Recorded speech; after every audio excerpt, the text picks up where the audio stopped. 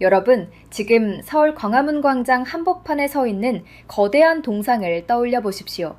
혹은 여러분의 주머니 속에 있는 100원짜리 동전을 지금 바로 꺼내 보시길 바랍니다. 거기에는 한 사람의 얼굴이 새겨져 있습니다. 이름 이순신. 오늘날 우리에게 이순신은 성웅 그 자체입니다. 완벽한 승리자, 불패의 신화, 나라를 구한 신. 심지어 임진왜란 당시 적이었던 왜군들조차 그를 전쟁의 신이라 부르며 바다에서 그의 이름만 들어도 공포에 떨었다고 기록되어 있죠. 훗날 그의 압도적인 전술은 전 세계 해군사관학교의 교과서에 실리며 세계해전의 패러다임을 바꾼 전략가로 재평가받게 됩니다. 아군에게는 성웅, 적군에게는 친, 미래의 세계에게는 천재인 남자. 그런데 만약 그 모든 것이 우리가 만들어낸 신화라면 어떨까요? 그가 신이 되기 전, 그가 적들에게 공포의 대상이 되기 전, 그가 세계적인 전술가로 인정받기 전, 자신이 지켜야 할 국가로부터 버림받고 패배자로 낙인 찍혀 죄인으로 불렸던 시간이 있다면 믿으시겠습니까? 이야기는 지금으로부터 400여 년 전으로 거슬러 올라갑니다. 1587년 늦가을, 살을 내는 바람이 몰아치는 한양의 의금부 옥사 앞마당.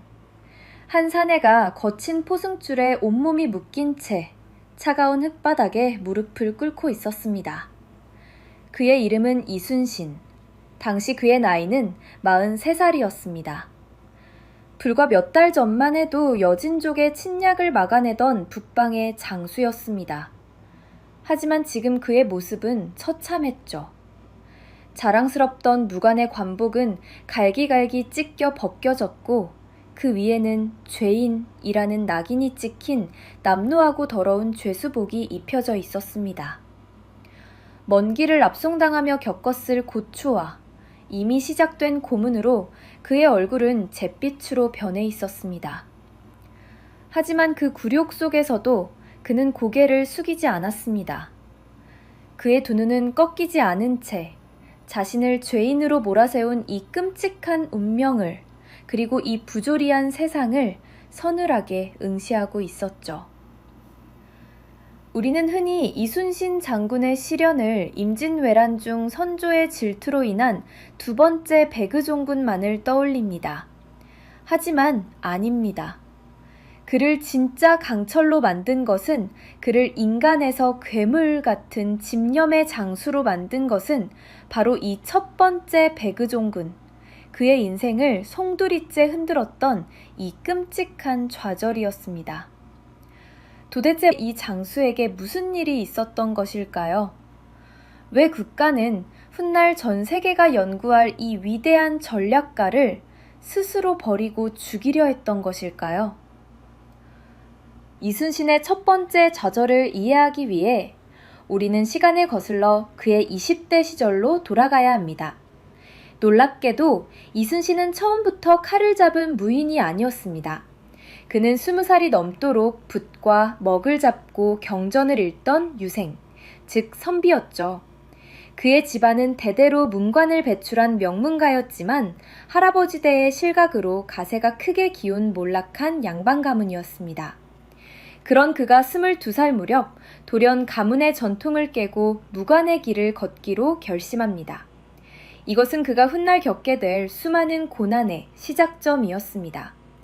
그는 결코 우리가 생각하는 천재가 아니었습니다. 1572년 28살의 늦깎이 수험생 이순신이 무과 시험장에 섰죠. 요즘으로 치면 30이 다 되어 공무원 시험에 도전한 셈입니다. 그의 주변에는 10대 후반, 20대 초반의 혈기왕성한 젊은이들이 넘쳐났습니다. 그들 눈에 이순신은 그저 나이 많은 아저씨로 보였을지도 모릅니다. 모든 것이 순조로워 보였지만 말을 타고 달리며 활을 쏘는 기사시험 도중 끔찍한 사고가 벌어지고 맙니다. 그가 탄 말이 앞으로 꼬꾸라지면서 이순신은 그대로 땅바닥에 내동댕이 쳐졌습니다. 왼쪽 다리가 부러지는 끔찍한 중상이었습니다. 시험관들은 물론 구경하던 사람들까지 모두 그가 끝났다고 생각했을 겁니다. 목뼈가 부러지는 고통, 그리고 그보다 더한 것은 수많은 사람들 앞에서 당한 공개적인 망신이었습니다. 하지만 그때 야사에 따르면 이순신은 모두의 예상을 뛰어넘는 놀라운 행동을 보였다고 전해집니다. 그는 신음하는 대신 조용히 일어나 주변에 있던 버드나무 가지를 꺾어 껍질을 벗겨냈고 그 질긴 껍질로 자신의 부러진 다리 부위를 피가 날 정도로 칭칭 동염했습니다. 그리고는 다시 절뚝이며 말에 올라타 아무 일도 없었다는 듯 끝까지 시험을 마쳤다고 하죠. 얼마나 독한 집념입니까? 물론 그 시험의 결과는 불합격이었습니다. 하지만 28살에 겪은 이 끔찍한 낙마와 실패는 단순히 운이 나쁜 사고가 아니었습니다. 이것은 그의 인생을 관통하는 불굴이라는 두 글자를 보여주는 강렬한 첫 번째 장면이었죠. 첫 실패 후 무려 4년, 그 4년이라는 시간 동안 그는 무엇을 했을까요? 그는 부러진 다리를 치료해야 했고 주변의 비웃음도 견뎌내야 했습니다. 동시에 몰락한 가문의 장남으로서 생계까지 걱정해야 했죠. 이 모든 절망 속에서도 그는 다시 활을 잡고 칼을 갈았던 것입니다. 마침내 1576년 그의 나이 32살에 무과에 합격하게 됩니다. 그에게는 이미 아내와 이회, 이율 같은 자식들까지 있었습니다. 그는 천재나 엘리트 코스를 밟은 인물이 아니었습니다. 남들보다 훨씬 늦게 그리고 더 고통스럽게 첫 관직에 오른 늦가기 신입이었죠. 그가 처음 발령받은 곳은 저 멀리 북쪽 북경, 함경도 동구비보의 말단 권관이었습니다. 하지만 그는 첫 부임지에서부터 타협을 모르는, 요즘 말로 하면 FM 끝판왕의 모습을 보여줍니다. 당시 그의 직속상관이던 군수가 이순신에게 관사에 오동나무를 베어 자신의 검은고를 만들고 싶다고 부당한 요구를 하죠. 신입 장교라면, 더구나 늦깎이 신입이라면 눈 딱 감고 상관의 비위를 맞춰줄 수도 있었겠죠. 하지만 이순신은 조금의 망설임도 없이 단칼에 거절해버립니다. 이 오동나무는 관아의 물건, 즉 나라의 재산이므로 사사로이 벨 수 없습니다. 상관은 격노했고 이때부터 이순신은 융통성 없는 놈, 고지식한 놈으로 낙인 찍히게 됩니다. 그의 이런 꺾이지 않는 성격은 가는 곳마다 불이익을 가져오기 일쑤였습니다. 그는 뛰어난 능력을 보였음에도 상관들은 그를 미워했습니다. 뇌물을 받지 않는 것은 물론 두다간 명령에 고개를 숙이지도 않았기 때문입니다. 심지어 당시 병족판서, 즉 지금의 국방부 장관의 서자였던 이천수가 인사청탁을 하자 이순신은 자리가 없다며 일원지하에 거절해버리니 이는 곧 권력층의 미움을 사는 길이 될 수밖에 없었습니다. 저놈은 줄도 모르고 백도 안 통하는 놈이다. 결국 그는 밉보여서 발품한호라는 한직으로 좌천되었다가 얼마 후 상관의 모함으로 다시 파면당하는 수모를 겪게 되죠. 38살. 그는 첫 번째 파면을 당하고 무려 8개월간 아무런 보직도 받지 못하는 백수신세가 되고 만 것입니다. 얼마나 참담했을까요? 늦은 나이에 시작했는데 제대로 뜻을 펴보기도 전에 쫓겨난 것입니다. 그의 나이는 40이 가까워지고 있었지만 그의 경력은 꼬일 대로 꼬여버렸습니다. 동기들은 벌써 저만치 앞서가고 있었죠. 이순신은 그때 알지 못했을 겁니다. 그의 이 꺾이지 않는 원칙이 훗날 자신을 구하는 방패가 되기도 하지만 당장은 자신을 죽음의 문턱으로 몰아넣는 가장 날카로운 칼날이 되리라는 것을 말이죠. 이후 그는 겨우 복직하여 훈련원 봉사라는 작은 벼슬을 다시 시작해야 했습니다. 그리고 1586년 42살의 이순신은 또다시 북방으로 향합니다. 함경도 조산보 만호. 이곳은 여진족의 침입이 끊이지 않는 최전선 중의 최전선이었습니다. 그리고 바로 이곳에서 그는 자신의 인생을 뒤바꿀 최악의 상관을 만나고 맙니다. 이순신의 운명을 나락으로 떨어뜨린 남자. 그의 이름은 이일. 함경북도 병마절도사, 즉 이순신의 직속 사령관이었습니다. 이 일은 용맹하기로 소문났지만 그 성격이 극도로 포악하고 무모하며 독단적인 인물이었습니다. 반면 이순신은 용맹하되 신중하고 백성의 안위를 최우선으로 생각하며 철저한 데이터와 분석을 중시했죠. 물과 기름 같은 두 사람은 처음부터 사사건건 부딪힐 수밖에 없었죠. 1587년 가을, 이순신은 국경 너머 여진족의 움직임이 심상치 않음을 직감하게 됩니다. 그가 지키던 조산보의 병력은 고작 수십 명에 불과했습니다. 하지만 그가 관리하던 녹둔도라는 섬은 두만강 하구에 위치한 곡창지대로 가을 추수를 앞두고 있어 수백 명의 백성이 머무르고 있었습니다. 이곳은 말 그대로 황금 들판이었고 굶주린 여진족에게는 너무나도 매력적인 먹잇감이었습니다. 이순신은 이곳이 식량을 노리는 여진족의 다음 목표가 될 것이라 정확히 예측하고 있었습니다. 그는 즉시 사령관 이일에게 달려가 병력 증원을 간곡히 요청합니다. 절도사 영감, 녹둔도가 위험합니다. 적들이 황금빛으로 물든 추수 시기를 노릴 것이 분명합니다. 병력을 보내주십시오. 하지만 이일은 이순신의 이 절박한 요청을 비웃으며 묵살해버립니다. 이놈이 감히 군심을 어지럽히는가? 적이 무서워 병력을 더 달라 청하는 것이냐? 썩 물러가지 못할까? 이일의 눈에 이순신은 그저 자신의 권위에 도전하는 융통성 없는 놈의 겁많은 보고일 뿐이었죠. 결국 이순신은 단 한 명의 병력도 지원받지 못한 것입니다. 불길한 예감은 언제나 현실이 됩니다. 그해 9월, 이순신의 예측대로 수천의 여진족 기병이 짙은 안개를 틈타 녹둔도를 기습하고 맙니다. 당시 녹둔도에서 추수를 감독하던 조선군은 고작 60명. 이순신은 절망적인 상황에서도 부하들을 이끌고 칼을 뽑아들었죠. 그는 화살을 맞고 다리에 피를 철철 흘리면서도 28살의 그날처럼 끝까지 싸웠지만 수십 배에 달하는 적을 막아내기엔 역부족이었습니다. 결국 성은 함락되었고 조선군 11명이 전사했으며 백성 160여 명이 여진족에게 끌려가는 참혹한 패배를 맞이하고 맙니다.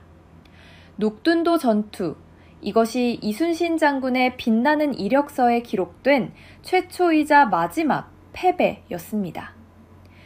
이순신은 무너질 수 없었습니다. 그는 패배의 와중에도 즉시 병력을 수습해 적의 뒤를 쫓았었습니다. 그리고 결사적인 추격전 끝에 적을 격파하고 포로로 잡혀갔던 백성 60여 명을 기적적으로 구출해 돌아옵니다. 비록 참패했지만 그는 장수로서의 책임을 다하기 위해 목숨을 걸고 싸웠던 겁니다. 하지만 한양의 조정에 도착한 보고서는 전혀 달랐습니다. 사령관 이일은 자신의 무능과 실책, 즉 병력을 증원해달라는 이순신의 요청을 묵살한 자신의 치명적인 과오를 덮어줄 희생양이 필요했죠. 그는 선조 임금에게 이렇게 보고를 올립니다. 녹둔도의 패배는 전적으로 조산보 만호 이순신이 명을 어기고 멋대로 출전했으며 적을 두려워하여 제대로 싸우지도 않고 패배하여 백성들을 죽게 만들었기 때문입니다. 이것은 완벽한 거짓말이었고 부하에게 모든 책임을 뒤집어 씌운 비열한 배신이었습니다. 이순신은 적과 싸워 패배한 것이 아니었습니다. 그는 아군의 칼에 상관의 붓에 의해 무너진 것입니다. 보고를 받은 선조 임금은 경노했죠. 감히 군율을 어기고 패하여 귀중한 백성들을 오랑캐의 손에 넘겨 당장 이순신을 잡아들여 군율대로 참수하라. 왕의 명령은 절대적이었습니다. 이순신은 모든 관직을 박탈당하고 포승줄에 묶인 죄인의 신세가 되어 한양으로 압송되고 맙니다. 그가 바로 우리가 도입부에서 보았던 의금부 마당에 꿇어 앉아있던 그 43살의 죄수였습니다. 사형. 그것이 국가가 그에게 내린 첫 번째 대답이었습니다. 얼마나 억울하고 분통이 터졌겠습니까? 적의 침입을 정확히 예측했지만 묵살당했습니다. 지원군 하나 없이 수십 배의 적과 싸워야 했습니다. 패배의 책임을 모두 뒤집어 써야 했습니다. 국가를 위해 목숨을 바친 장수에게 돌아온 것은 차가운 옥사와 참수라는 사형 선고였죠. 이때 이순신의 오랜 친구이자 그의 굳건함을 일찍부터 알아봤던 재상, 서해 류성룡이 아니었다면 조선은 이순신이라는 영웅을 영영 잃었을지도 모릅니다. 류성룡은 선조에게 목숨을 걸고 간언합니다. 전하, 이순신은 패배했으나 적을 추격하여 백성을 되찾아온 공이 있습니다. 또한 그는 패배의 책임을 지고 도망치지 않고 끝까지 싸운 장수입니다. 공과 사를 명확히 따져 그에게 공을 세울 기회를 주시옵소서. 류성룡의 필사적인 변호 덕분에 이순신은 극적으로 사형을 면하게 됩니다. 하지만 그는 모든 것을 잃어야 했습니다. 관직도 명예도 계급장도 모두 빼앗긴 채 그는 백의종군을 명받게 됩니다. 여러분, 백의종군이 무엇인지 아십니까? 이것은 단순히 관직 없이 군대를 따라다닌다는 낭만적인 뜻이 아니죠. 어제까지 장수였던 이의 관복을 찢어 벗기고 가장 천한 병졸의 옷 혹은 죄인의 옷을 입히는 것을 의미합니다. 어제까지 자신에게 경애하던 부하들의 지휘를 받아야 했고 그들의 온갖 잡일을 도맡아야 했습니다. 그것은 군인에게는 죽음보다 더한 치욕의 형벌이었습니다. 그는 다시 자신을 모함했던 이 일의 부대로 돌아가 일개 병졸로 싸워야만 했습니다. 이 굴욕적인 형벌은 그에게 무엇을 남겼을까요? 그는 국가를 원망했을까요? 야사에 따르면 그는 묵묵히 받아들였다고 합니다. 그리고 몇 달 뒤 여진족과의 전투에서 또다시 가장 앞장서서 큰 공을 세워 백의종군에서 풀려나게 됩니다. 이 시련은 그를 무너뜨린 것이 아니라 그를 진짜 영웅으로 재련했던 것입니다. 그는 이 뼈아픈 경험을 통해 상관의 무능이, 조정의 오판이, 그리고 국가의 배신이 어떻게 한 부대와 나라를 무너뜨릴 수 있는지를 뼈저리게 깨달았습니다. 그리고 아마도 결심했을 겁니다. 나는 절대 저렇게 되지 않겠다. 나는 내 부하들과 백성들을 끝까지 지키겠다. 이 첫 번째 백의종군에서 얻은 교훈은 훗날 인진왜란이 터졌을 때 그가 조정의 불합리한 명령에 맞서면서까지 승리를 쟁취하는 불멸의 장수가 되는 진정한 밑거름이 되어주었습니다. 백의종군에서 풀려난 이순신. 하지만 조정은 여전히 그를 신뢰하지 않았죠. 그에게는 패장이라는 주훈 글씨가 새겨졌습니다. 그는 전라도의 작은 고을 정읍현감으로 발령을 받습니다. 이것은 명백한 좌천이었죠. 최전선에서 뼈가 굵은 무관에게 갑자기 붓을 잡고 백성을 다스리는 문관의 자리, 그것도 아주 작은 고을의 수령 자리를 던져준 셈입니다. 너는 이제 군인이 아니라 저기 시골 가서 조용히 살아라. 이순신은 어떤 심정이었을까요? 어쩌면 자신의 군인으로서의 생명은 끝났다고 생각했을지도 모릅니다. 그렇게 그는 1589년 북쪽 국경을 떠나 처음으로 남쪽의 바다, 전라도로 향하게 되죠. 누가 알았겠습니까? 이것이 단순한 저천이 아니라 그와 조선의 운명을 결정지을 바다와의 첫 만남이었다는 것을. 국가는 그를 버렸지만 역사는 그를 포기하지 않았습니다. 그가 정읍현감으로 부임한 지 불과 1년 뒤, 그를 끝까지 믿었던 류성룡이 그를 전라저도 수군절도사, 즉 전라도의 해군사령관으로 파격적인 승진을 명합니다. 조정은 발칵 뒤집혔죠. 전하, 이순신은 고작 현감입니다. 게다가 북방에서 패전한 죄가 있는 자입니다. 어찌 그에게 한 도의 수군을 맡기십니까? 하지만 류성룡은 선조를 설득하며 밀어붙입니다. 나는 이순신을 잘 안다. 그는 나라를 구할 인물이다. 지금은 사람을 가릴 때가 아니다. 1591년 이순신은 마침내 전라좌수영의 함대를 지휘하게 되었죠. 그리고 그가 부임한 지 불과 1년 뒤 1592년 4월 조선 역사상 가장 끔찍한 재앙, 임진왜란이 터지고 맙니다. 모든 것이 무너지고 있었습니다. 왕은 백성을 버리고 도망쳤고 그를 배신했던 이 일은 상주에서 왜군에게 참패하고 도망치고 말았습니다. 육지는 완전히 뚫려버렸죠. 모두가 절망할 때 단 한 사람, 국가에게 버림받고 동료에게 배신당했으며 죽음의 문턱에서 돌아왔던 그 패배자 이순신만이 남쪽 바다에서 홀로 적을 기다리고 있었습니다. 그의 첫 번째 좌절은 끝이 아니었습니다. 그것은 거대한 신화의 진정한 시작이었을 뿐입니다. 이순신 오부작, 그 2부에서는 마침내 터진 임진왜란과 함께 그가 어떻게 불패의 신화를 써내려가기 시작하는지 오포와 한산도의 눈부신 승리, 그 숨겨진 이야기로 찾아뵙겠습니다. 오늘 이야기가 여러분의 마음에 어떤 울림으로 다가왔는지 궁금합니다. 우리가 기억하는 완벽한 영웅의 모습 뒤에 이토록 처절한 좌절과 굴욕의 시간이 있었다는 사실에 대해 어떻게 생각하시나요? 구독과 좋아요는 더 좋은 역사 이야기를 만드는 큰 힘이 됩니다. 다음 2부 불패의 신화, 오포에서 한산도까지 편도 기대해 주십시오. 감사합니다. 1592년 4월 13일 일부에서 그토록 죄수가 될 뻔했던 이순신이 전쟁이라는 거대한 운명과 마주한 첫날입니다. 부산포 앞바다에 나타난 왜군의 함대는 바다를 검게 뒤덮을 정도였습니다. 700여 척. 인류 역사상 유례가 없는 규모의 함대가 단 한 번의 상륙을 위해 몰려온 것입니다. 부산 진석이 무너지는 데는 단 하루도 걸리지 않았습니다. 동매성이 함락되고 송상현 부사가 처절하게 죽음을 맞이했습니다. 그야말로 파죽지세라는 말 외에는 설명할 길이 없었습니다. 불과 50일 만에 왜군은 조선의 제2도시 충주까지 무혈 입성합니다.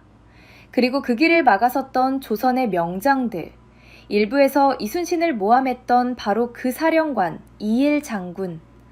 그는 상주에서 왜군을 막겠다며 호언장담했지만 왜군의 위세에 눌려 제대로 싸워보지도 못하고 자신의 군대를 모조리 흩어버린 채 홀로 도망치고 맙니다. 조선 최고의 정예부대를 이끌던 칠립 장군. 그는 충주 탕근대에서 배수진이라는 최악의 전술을 선택, 8천의 기병을 강물에 수장시키며 완벽하게 전멸당했습니다. 육지의 모든 방어선이 단 20일 만에 완전히 붕괴한 것입니다. 수도 한양은 공황 상태에 빠졌습니다. 그리고 4월 30일, 왕인 선조가 결단을 내립니다. 백성을 지키는 것이 아니라 자신을 지키기로. 그는 구준비가 내리는 칠흑 같은 밤, 백성들 몰래 궁의 뒷문을 빠져나와 북쪽 의주를 향해 처절한 피난길에 올랐습니다. 다음 날 아침, 왕이 자신들을 버리고 도망쳤다는 사실을 알게 된 백성들은 분노했습니다. 그들은 왜군이 아니라 자신들의 손으로 궁궐에 불을 질렀습니다. 노비 문서를 태우고 왕의 창고를 약탈했죠. 나라의 시스템과 임금과 백성 사이의 신뢰는 그렇게 완벽히 붕괴했습니다. 육지가 그토록 처참하게 무너지고 있을 때 그렇다면 남쪽의 바다는 어땠을까요? 상황은 더 비참했습니다.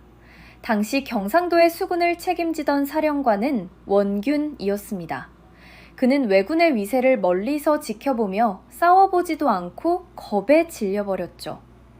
그리고 그는 조선 역사상 최악의 선택을 하고 맙니다.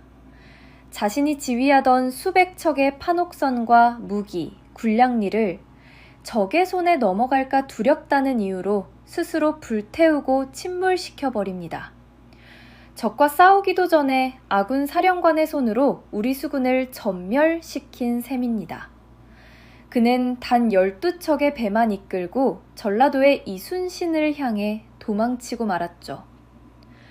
왕은 도망쳤습니다. 육지군은 전멸했습니다. 수군 사령관은 함대를 불태웠습니다. 그야말로 총체적 난국. 조선의 운명은 그 누구도 되돌릴 수 없을 것처럼 보였습니다. 하지만 모두가 도망칠 때 단 한 사람, 모두가 절망을 이야기할 때 홀로 칼을 갈던 남자가 있었습니다. 앞서 억울하게 죄수가 되었던 그 패배자 이순신. 그는 전라좌수사, 바로 여수에서 이 모든 참상을 보고받고 있었습니다.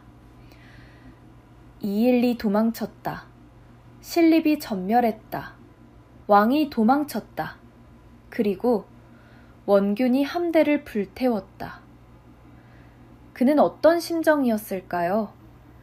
자신을 모함했던 자들이 나라를 멸망으로 이끄는 것을 보며 무슨 생각을 했을까요?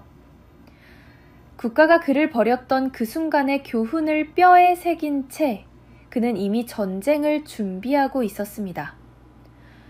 이순신은 천재이기도 했지만 그보다 더 무서운 준비의 화신이었습니다. 그가 전라좌수사로 부임한 것은 전쟁 발발 불과 1년 전인 1591년이었죠. 하지만 그는 부임하자마자 이 평화로운 시기에 마치 전쟁을 예견이라도 한 듯 미친 사람처럼 군비를 확충하기 시작합니다. 성을 수리하고 화포를 주조하며 경사들을 밤낮 없이 조련했습니다. 그의 이 오버하는 듯한 행동에 조정에서는 평화로운 시기에 왜 군사를 혹사시키느냐며 그를 탄핵하는 상소까지 올라갔을 정도입니다. 하지만 그는 멈추지 않았습니다. 준비 없이 당했던 녹둔도의 패배를 그는 잊지 않았던 겁니다. 준비하지 않으면 또다시 백성을 잃는다. 이 교훈이 그의 뼈에 새겨져 있었죠. 그는 이미 일본의 도요토미 히데요시가 전국을 통일했으며 그들의 다음 목표는 조선이라는 것을 국제 정세를 통해 파악하고 있었습니다. 조정의 평화에 취한 대신들과는 그가 보는 현실이 달랐던 겁니다. 그리고 그는 아무도 몰래 인류 역사상 가장 기괴하고 강력한 비밀병기를 준비하고 있었습니다. 바로 거북선이었죠. 그는 부하 나대형과 같은 기술자들과 밤샘 연구를 거듭하며 기존의 판옥선과는 완전히 다른 새로운 개념의 병기를 구상합니다. 왜군의 주력 전술은 등선 6박, 배에 갈고리를 걸고 올라타 칼로 승부를 보는 백병전. 그렇다면 아예 올라타지 못하게 만들면 어떨까? 왜군의 주력 무기는 조총, 멀리서 쏘아대는 강력한 화약 무기. 그럼 그 총알을 막아낼 장갑을 씌우면 어떨까? 이순신은 방어와 공격이 동시에 가능한 돌격형 장갑선을 구상합니다. 그것은 방패이자 창이었습니다.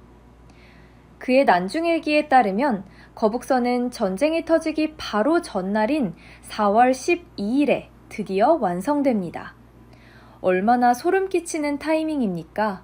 전쟁 발발 단 하루 전입니다. 이것은 단순한 우연이었을까요? 아니면 운명이었을까요? 이순신은 완성된 거북선을 바라보며 무슨 생각을 했을까요? 너무 늦지 않았기를. 이것이 부디 내 백성을 지키는 방패가 되기를. 그는 이 괴물의 실전 테스트를 위해 바로 그날 바다로 나가 화포 발사 시험까지 마칩니다.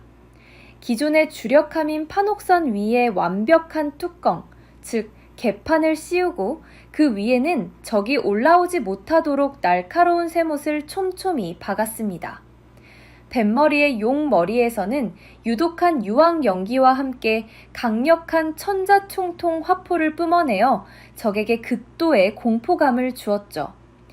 내부에서는 수십 명의 노젓는 병사들이 안전하게 노를 저을 수 있었고 좌우의 포문으로는 지자총통이 둘을 뿜었습니다. 이것은 단순한 배가 아니었습니다.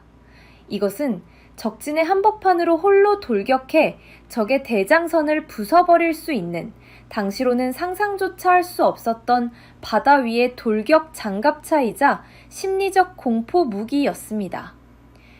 이순신은 이 무시무시한 바다의 괴물을 손에 쥔 채 왕이 도망치고 원균이 함대를 불태우던 그 절망의 순간 홀로 출전을 준비하고 있었습니다. 1592년 5월 드디어 이순신이 움직였습니다. 그런데 그 과정이 순탄치 않았습니다. 함대를 불태우고 도망친 원균이 끈질기게 제발 우리 좀 도와달라며 구원 요청을 보냈기 때문이죠. 하지만 이순신은 망설였습니다. 그의 난중 얘기를 보면 그는 원균의 무능함과 비겁함에 대해 이미 환멸을 느끼고 있었습니다. 저자는 겁쟁이다. 저자의 말을 믿고 함대를 움직였다가 내 함대마저 위험에 빠뜨릴 수 있다. 그는 자신의 함대를 지켜야 했고 전라도라는 최후의 보루를 지켜야 했습니다. 전라도가 뚫리면 조선은 끝이었으니까요. 하지만 원균은 같은 장수끼리 어찌 이럴 수 있느냐며 떼를 썼고 조정에서는 당장 출전해 원균을 도우라는 현실과 동떨어진 명령만 내려왔죠. 이순신은 결단해야 했습니다. 저 겁쟁이와 함께 싸울 것인가? 아니면 나 혼자만의 싸움을 시작할 것인가? 결국 그는 원균의 함대인 도망친 배 12척과 합류하기로 합니다. 하지만 전라 좌수영의 병사들은 극도의 공포에 질려 있었습니다. 육지에서는 임금님도 도망치셨다는데, 경상도 수군은 싸워보지도 않고 전멸했다는데, 왜군은 귀신이라는데 우리가 이길 수 있을까? 병사들은 전의를 상실하고 수군거리기 시작했습니다. 이때 이순신은 그들을 모아놓고 이렇게 말합니다. 저들은 숫자가 많을 뿐 멀리서 온 도적대에 불과하다. 만약 우리가 여기서 저들을 막지 못하면 저들은 곧바로 우리의 고향인 전라도로 쳐들어올 것이다. 그러면 너희의 부모와 아내, 자식들이 모두 저들의 칼에 죽게 된다. 우리는 우리의 집을 지키러 가는 것이다. 두려워 말고 오직 내가 시키는 대로만 하라. 도망치는 자는 단칼에 벨 것이다. 그의 목소리에는 두려움이 아닌 확신이 있었습니다. 이순신은 이 첫 번째 전투는 누기의 싸움이 아니라 두려움과의 싸움임을 정확히 알고 있었던 겁니다. 그리고 마주친 첫 번째 적, 옥포의 왜군 함대. 그들은 조선 수군이 이렇게 빨리, 그것도 전라도 함대까지 나타날 줄은 상상도 못했습니다. 그들은 이미 육지를 정령하고 배를 정박시킨 채 약탈한 물건을 챙기느라 완전히 무방비 상태에 빠져 있었죠. 왜냐고요? 그 어떤 조선군도 자신들에게 저항하지 않았으니까요. 그들에게 조선 수군은 도망치는 존재일 뿐이었습니다. 바로 그 순간 이순신은 단 한치의 망설임도 없이 돌격을 명합니다. 조선 수군의 주력 무기인 천자총통과 지자총통이 불을 뿜기 시작했습니다. 왜군의 주력 전술은 배에 갈고리를 걸고 올라타서 칼로 싸우는 등선 육박 전술이었습니다. 하지만 이순신의 함대는 절대 거리를 주지 않았죠. 오직 압도적인 화력으로 멀리서 적선을 부숴버리는 전술을 구사한 것입니다. 거대한 포탄이 날아와 배가 통째로 박살나는 경험을 처음 해본 왜군들은 공황 상태에 빠졌습니다. 결과는 일방적인 학살이었습니다. 외선 26척이 바다에 수장되는 동안 조선 수군은 단 한 명의 사망자도 나오지 않았습니다. 이것이 바로 옥포해전, 임진왜란의 첫 번째 승리였습니다. 이것은 단순한 전투 승리가 아니었습니다. 왜군도 이길 수 있다는 것을, 우리는 도망치지 않는다는 것을 조선 전체에 보여준 절망에서 희망으로 바꾼 심리전의 완벽한 승리였습니다. 공포에 떨던 병사들은 이제 이순신을 신처럼 믿기 시작합니다. 옥포에서의 첫 승리 이후 이순신은 그야말로 파죽지세였습니다. 당포, 당항포에서 연이어 왜군 함대를 격파했죠. 하지만 자천해전은 그에게, 그리고 왜군에게 잊을 수 없는 전투가 됩니다. 이곳에서 그가 만든 비밀병기 거북선이 처음으로 실전에 투입되었기 때문이죠. 왜군들은 좁은 포구에 숨어 육지에서 조총을 쏘아대며 저항했습니다. 이순신의 판옥선은 덩치가 커서 포구 안으로 들어가기 어려웠죠. 바로 그때 이순신은 거북선을 투입합니다. 쇠못이 박힌 바다의 괴물이 유황연기를 뿜으며 왜군의 함대 한복판으로 돌진했습니다. 왜군들은 조총을 쏘아댔지만 거북선의 장갑은 뚫리지 않았습니다. 오히려 그 한복판에서 화포를 뿜어대며 적의 대장선인 아타케분해를 그대로 들이받고 박살내버렸죠. 왜군들은 이 괴물의 등장에 혼비백산했습니다. 그런데 이 전투에서 야사는 끔찍한 순간을 전합니다. 이순신은 늘 가장 앞에서 전투를 지휘했습니다. 육지에서 쏘아댄 적의 조총탄환 하나가 그의 왼쪽 어깨를 관통하고 맙니다. 이순신이 피를 흘리며 쓰러지자 병사들은 동요하기 시작했죠. 그 순간 이순신은 고통을 참으며 칼로 직접 자신의 어깨살을 찢어 박혀있는 총알을 파내었다고 합니다. 그리고는 다시 일어나 아무 일 없다는 듯 전투를 지휘했죠. 이것은 두 아들에게 나는 죽지 않는다는 것을, 우리는 이긴다는 것을 보여준 처절한 퍼포먼스였습니다. 그의 도끼와 집념이 어느 정도였는지 보여주는 대목이죠. 이순신의 연전연승 소식에 도요토미 히데요시는 격노합니다. 그리고 일본 최강의 수군 대장 와키자카 야스하루에게 이순신을 제거하라는 특명을 내리죠. 와키자카는 시즈가타케의 7본창이라 불릴 정도로 일본 최고의 무장 중 하나였습니다. 그는 대장선 36척, 중선 24척, 소선 13척을 이끌고 오직 이순신을 잡기 위해 출격합니다. 이제 조선의 운명을 건 진짜 결승전이 시작된 것입니다. 이순신은 적이 너무 강하다는 것을 알았습니다.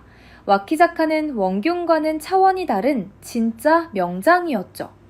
정면으로 부딪히면 아군의 피해도 막심할 수 있었습니다. 그래서 그는 완벽한 덫을 설계합니다. 그것은 바로 그가 겪었던 녹둔도의 패배를 완벽하게 역이용한 소름 끼치는 유인책이었습니다. 그는 좁은 녹둔도에서 준비 없이 기습당했습니다. 그렇다면 이번엔 반대로 적을 넓은 바다로 유인해 준비된 기습을 하겠다는 것이었죠. 그는 일부러 판옥선 5여 척을 보내 적을 공격하게 한 뒤 약속된 신호에 따라 도망치는 척 연기를 하도록 명합니다. 승리에 눈이 먼 와키자카는 이 미끼를 덥석 물고 맙니다. 조선 수군이 도망친다. 저들은 내 상대가 못 된다. 전 함대 추격하라. 와키자카의 73척 함대가 이순신의 5척을 잡기 위해 좁고 물살이 거친 견내량을 빠져나와 넓디 넓은 한산도 앞바다로 빨려 들어오기 시작합니다. 모든 것이 이순신의 설계대로였습니다. 늦가을, 적 함대가 완벽하게 사지에 들어선 그 순간 이순신은 깃발을 들어 공격을 명합니다. 도망치던 5척의 배가 갑자기 방향을 틀어 합류하고 숨어있던 본대가 좌우로 날개를 펼치며 거대한 유자형 포위망을 완성합니다. 이것이 바로 세계해전사의 길이 남을 하객진, 즉 하계 날개 전술이었죠. 와키자카 함대는 순식간에 거대한 유자 안에 갇히고 맙니다. 그리고 그 유자의 모든 지점에서 천자총통이 한 점을 향해 불을 뿜기 시작했습니다. 그것은 전투가 아니었습니다. 그것은 이순신이라는 천재 전략가가 설계한 완벽한 포위 섬멸전이자 학살이었습니다. 왜군의 함대는 서로 부딪히며 도망칠 곳을 찾았지만 바다는 이미 붉은 피로 물들고 있었습니다. 와키자카는 겨우 목숨만 건져 작은 섬으로 도망쳤고 73척 중 무려 59척이 격파되거나 납포되었습니다. 조선 수군의 피해는 전사자 단 3명, 부상자 10명 뿐이었습니다. 야사에 따르면 목숨만 건진 와키자카는 무인도에서 열흘 넘게 미역만 먹으며 숨어 지내다가 뗏목을 만들어 겨우 탈출했다고 전해집니다. 일본 최고의 명장이 겪은 최악의 굴욕이었죠. 이것이 바로 한산도 대첩입니다. 이 한산도 대첩은 단순히 많이 이긴 전투가 아니었습니다. 이 전투로 인해 일본의 수륙병진 계획은 완벽하게 좌절되었습니다. 남해의 제해권을 완전히 상실한 왜군은 더 이상 서해로 진격할 수도 육군에게 보급품을 전달할 수도 없게 되었죠. 한마디로 육지에서 아무리 이겨도 보급이 끊겨 굶어 죽게 생긴 겁니다. 전쟁의 판도가 이 한 번의 전투로 완전히 뒤집힌 것입니다. 이것이 얼마나 위대한 전투였는지 훗날 서양의 해군 역사가들은 한산도 대첩을 영국의 넬슨이 승리한 트라팔가 해전, 스페인의 무적함대를 격파한 칼레 해전과 함께 세계 3대 해전으로 꼽는 것을 주저하지 않았습니다. 패배자였던 이순신이 자신의 첫 패배를 교훈 삼아 세계 해전사의 길이 남을 완벽한 승리를 설계해낸 것입니다. 그는 명실상부한 조선의, 아니 세계의 신화가 되었습니다. 나라를 구한 영웅, 모두가 그를 칭송하고 백성들은 그를 구국의 영웅으로 떠받들기 시작했습니다. 그런데 선조는 기뻐하지 않았습니다. 아니, 오히려 불편해하기 시작했습니다. 백성들의 모든 존경과 찬사가 무능한 자신을 버리고 이순신이라는 단 한 사람에게 향하는 것을 왕은 견딜 수가 없었던 겁니다. 나라를 구한 불패의 신화는 그렇게 자신도 모르는 사이 왕의 질투라는 더 무서운 적을 만들고 있었습니다. 그것이 바로 우리가 3부에서 마주하게 돼 이순신 생의 최악의 비극, 두 번째 백의종군의 서막이었습니다. 이순신 5부작, 그 3부에서는 이 압도적인 영웅을 향한 왕의 질투와 그 질투가 만들어낸 끔찍한 모함, 그리고 칠천량의 비극을 다루겠습니다. 오늘 이야기가 마음에 드셨다면 구독과 좋아요는 영상을 제작하는 가장 큰 힘이 됩니다. 감사합니다. 1593년 한산도 대첩의 압도적인 승리 이후 이순신은 더 이상 그냥 장수가 아니었습니다. 그는 신화가 되었습니다. 육지의 모든 장수가 패배하고 도망칠 때 홀로 바다에서 왜군을 격파하는 그의 모습에 조선의 백성들은 열광했죠. 그들은 도망친 왕 선조가 아니라 바다의 이순신을 구국의 영웅으로 떠받들기 시작했습니다. 이순신 장군이 우리를 구원하실 것이다. 이순신의 이름 앞에는 성웅이라는 칭호가 붙기 시작했습니다. 이순신은 삼도 수군 통제사라는 조선 역사상 최초의 직책에 오릅니다. 경상, 전라, 충청, 삼도의 수군을 모두 지휘하는 사실상의 해군 총사령관이 된 것입니다. 그런데 단 한 사람, 저 멀리 의주, 그리고 명나라 군대의 도움을 받아 겨우 한양으로 돌아온 왕 선조는 이 소식이 기쁘지 않았습니다. 아니, 끔찍하게 불편했습니다. 선조라는 인물은 조선의 왕들 중 가장 자격지심이 강한 왕이었습니다. 그는 정통 왕위 계승자가 아니라 반개 혈통으로 왕이 된 인물이었죠. 그런 그에게 백성을 버리고 도망쳤다는 무능한 왕이라는 낙인은 견딜 수 없는 치욕이었습니다. 그런데 지금 모든 백성이 자신을 욕하면서 이순신이라는 심하를 칭송하고 있습니다. 왕의 눈에는 이순신의 승리가 자신의 무능을 증명하는 증거처럼 보이기 시작했습니다. 야사에 따르면 선조는 신하들 앞에서 이순신이 정말 그렇게 대단한가? 라며 노골적으로 질투를 드러냈고 심지어 이순신이 왕이 되려 한다는 흉흉한 소문에 귀를 기울이기 시작합니다. 그의 주변에는 이순신을 시기하는 간신배들이 몰려들었죠. 특히 이순신의 동료이자 라이벌이었던 원균, 그는 함대를 불태우고 도망쳤던 바로 그 장수였습니다. 하지만 그는 한양에 뇌물을 바치고 자신이 마치 이순신과 함께 싸운 것처럼 공을 부풀렸습니다. 그리고 선조에게 이순신을 험담하기 시작했죠. 전하, 이순신은 교만하며 기회가 있는데도 싸우려 하지 않습니다. 신이라면 당장 적을 격파할 수 있습니다. 선조는 이 무능한 자의 아첨을 유능한 자의 진실보다 더 달콤하게 받아들였습니다. 선조의 머릿속에는 왜군보다 무서운 적이 생겼습니다. 바로 이순신이었습니다. 저자를 이대로 두면 언젠가 내 자리를 위협할 것이다. 왕은 결심합니다. 이순신을 제거해야겠다고.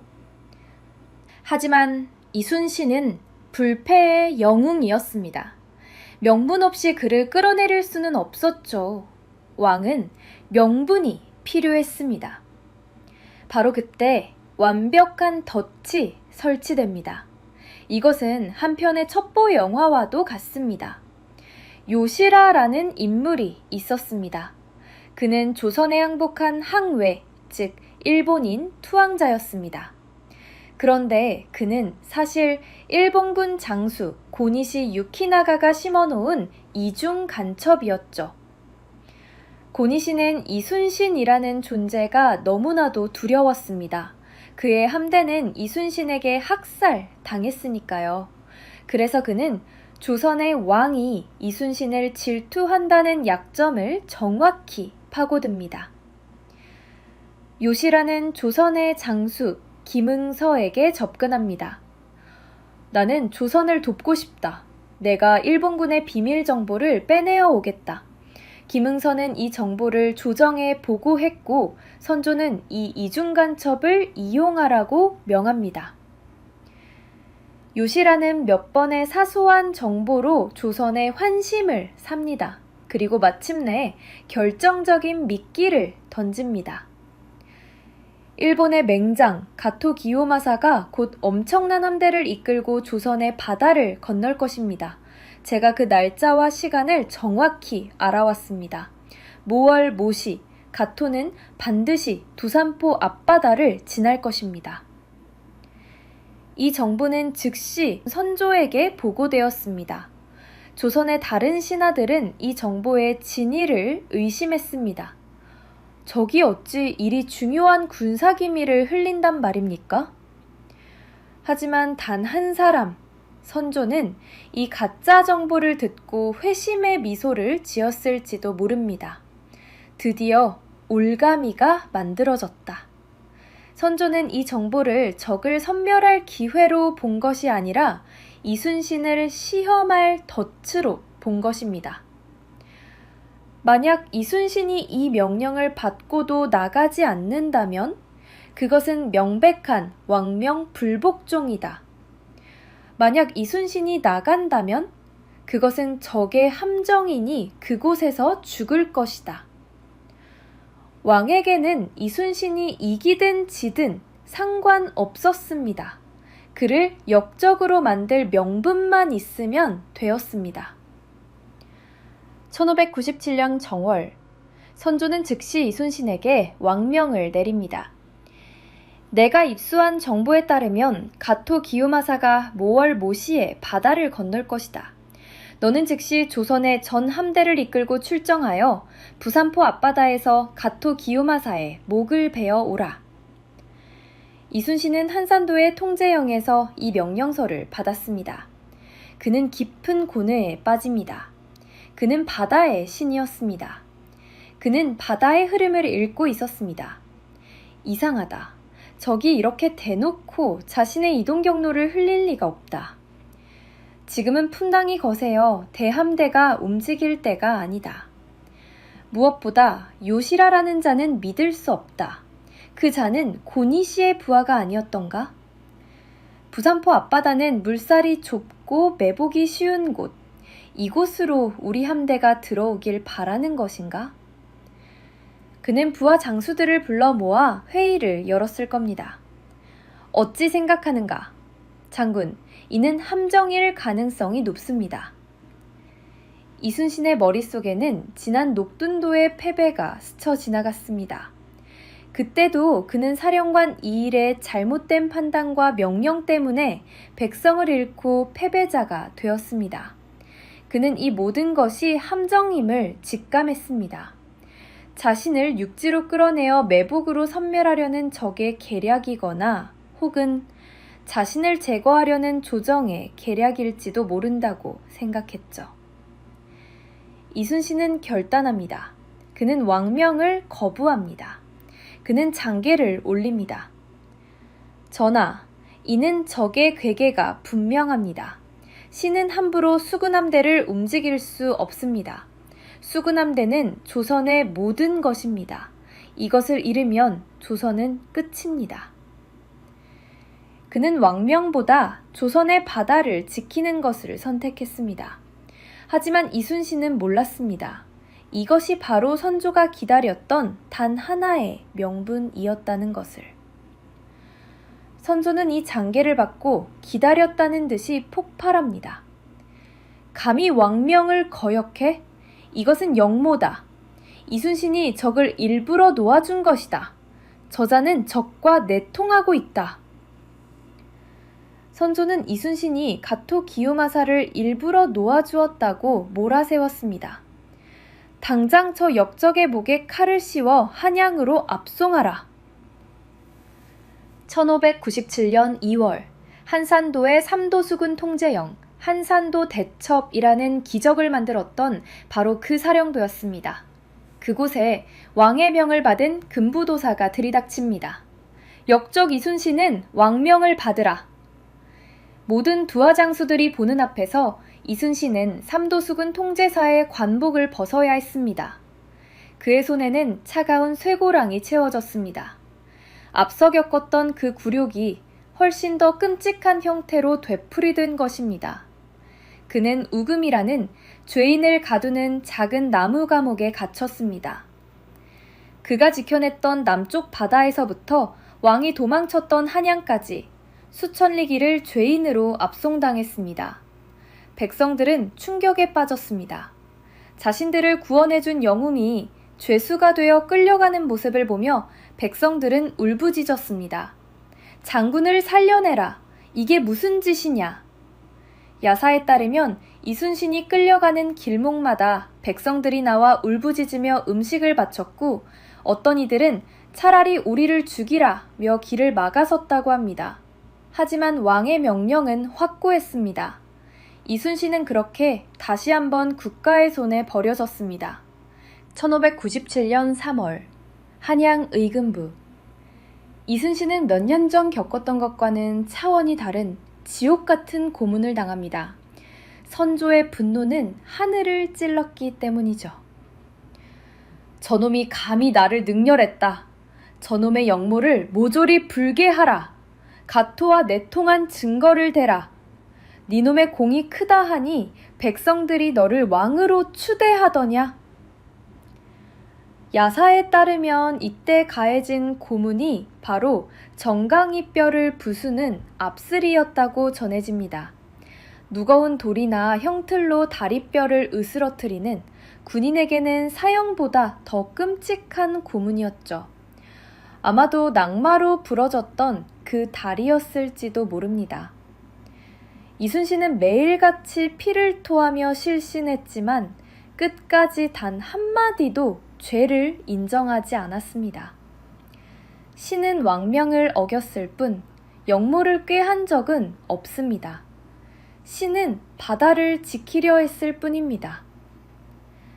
그의 몸은 망가졌지만 그의 눈빛은 여전히 꺾이지 않았습니다. 선조는 이순신을 죽이라고 명합니다. 저놈을 당장 참수하여 왕명에 불복하는 자들의 본보기로 삼으라. 바로 그때 그를 살렸던 류성룡, 그리고 또 한 명의 재상 정탁이 목숨을 건 상소를 올립니다. 정탁은 신구차, 즉 이순신을 구원하는 상소라는 유명한 글을 올립니다. 전하, 이순신은 나라를 구한 공이 하늘과 같습니다. 단 한 번의 명을 어겼다고 이 공신을 죽이신다면 훗날 역사가 전하를 무엇이라 기록하겠나이까. 그는 탐욕스러운 자도 아니요 교만한 자도 아닙니다. 제발 통촉하여 주시옵소서. 선조는 마지못해 사형을 거둡니다. 하지만 그는 이순신에게 죽음보다 더한 굴욕을 선사합니다. 저자의 목숨은 살려주되 모든 관직을 박탈하고 다시 백의종군을 명하노라. 그렇게 이순신은 53살의 나이에 만신창이가 된 몸을 이끌고 다시 한번 일개 병졸이 되어 남쪽으로 쫓겨나게 됩니다. 이순신이 쫓겨난 삼도수군 통제영. 이제 그 자리는 비었습니다. 선조는 그 자리에 자신이 믿을 수 있는 인물을 앉혀야 했습니다. 그가 선택한 인물이 누구였을까요? 바로 함대를 불태우고 도망쳤던 바로 그 남자, 원균이었습니다. 이것은 조선 역사상 최악의 가장 끔찍한 인사 참사였습니다. 원균은 이순신을 향한 극심한 열등감에 시달리던 인물이었습니다. 그는 사령관이 되자마자 이순신이 만들어 놓은 모든 것을 파괴하기 시작합니다. 이순신이 아끼던 유능한 장수들, 즉 이업기, 어영담 같은 이들을 폄하하고 훈련 시스템을 망가뜨렸습니다. 야사에 따르면 그는 매일같이 한산도 통제영에서 술판을 벌이며 기생들과 놀아났다고 합니다. 심지어 병사들을 사적인 노역에 동원해 자신의 재산을 불렸고 부하장수의 아내를 겁탈하려 했다는 끔찍한 기록까지 전해집니다. 이순신이 수년간 피땀 흘려 만든 불패의 함대는 불과 몇 달 만에 오합지졸로 전락하고 맙니다. 병사들의 사기는 땅에 떨어졌고 군량미는 썩어갔으며 배는 수리조차 되지 않았습니다. 그리고 일본은 이 절호의 기회를 놓치지 않았습니다. 고니시와 일본 수뇌부는 이순신이 사라졌다는 첩보를 입수합니다. 이제 바다를 막을 자는 없다. 일본은 정유재란, 즉 두 번째 침략을 감행합니다. 그리고 역사상 최대 규모의 수군함대를 총동원합니다.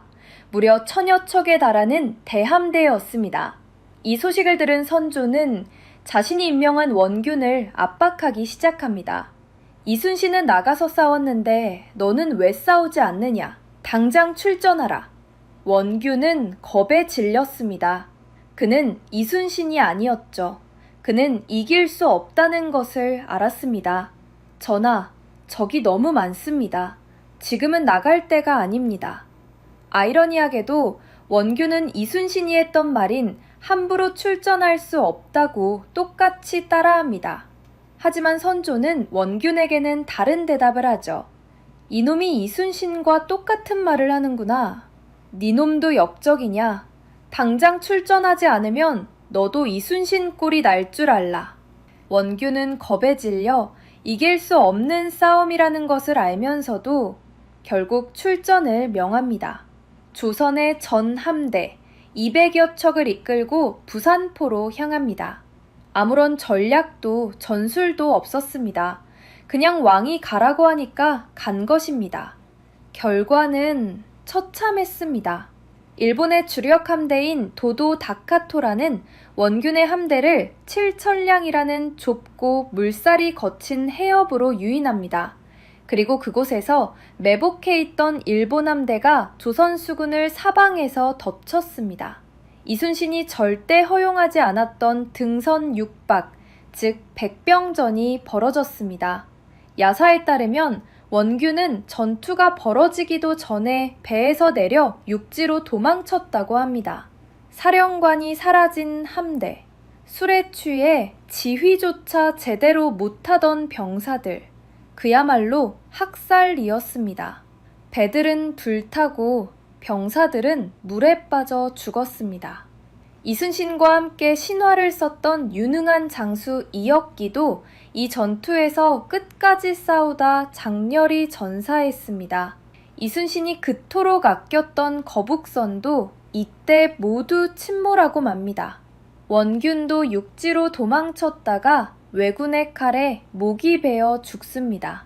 단 하룻밤 만에 이순신이 피땀으로 일군 조선의 불패함대 200여 척이 단 12척만 남기고 완벽하게 전멸했습니다. 경상우수사 배설이 몰래 빼돌린 12척. 이것이 조선 수군의 전부가 되었습니다. 칠천량 해전. 이것은 임진왜란 최악의 패배이자 왕의 질투가 낳은 끔찍한 인재였습니다. 같은 시각, 이순신은 무엇을 하고 있었을까요? 그는 백의종군 중이었습니다. 그때 그에게 두 가지 끔찍한 소식이 거의 동시에 들려옵니다.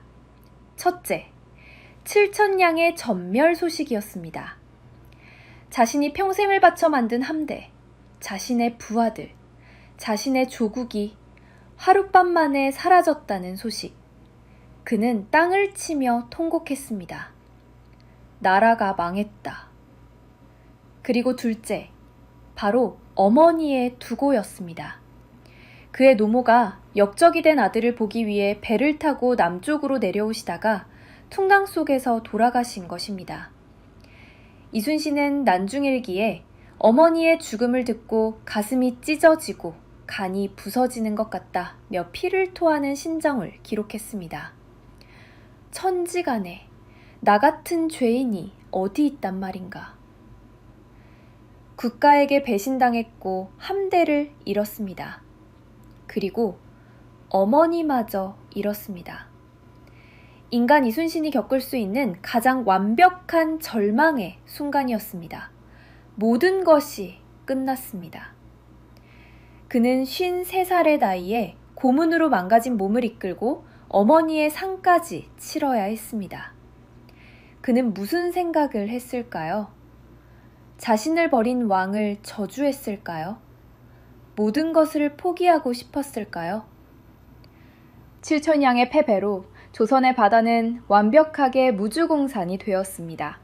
왜군은 이제 거칠 것 없이 서해로 올라와 한양의 선조를 잡으러 올 수 있게 되었죠. 바로 그때 선조는 깨달았습니다. 자신이 무슨 짓을 했는지를. 자신의 질투가 나라를 멸망시켰다는 것을. 선조는 급히 자신이 역적이라 불렀던 그 남자, 어머니의 상을 치르고 있던 이순신에게 사람을 보냅니다. 그리고 그에게 어찰, 즉 왕의 친필 편지를 보냅니다. 그 편지에는 이렇게 적혀 있었을 겁니다. 그대의 직위를 다시 복권하노니 부디 이 나라를 구원해다오. 이것은 명령이 아니라 애원이었습니다. 선조는 이순신을 다시 삼도수군 통제사에 임명합니다. 하지만 그게 무슨 소용입니까? 함대는 이미 전멸했습니다. 이순신이 칠천량의 잿더미 속에서 수습한 함대는 배설이 빼돌렸던 단 12척의 판옥선이 전부였습니다. 왕은 이순신에게 육군에 합류하라고 명합니다.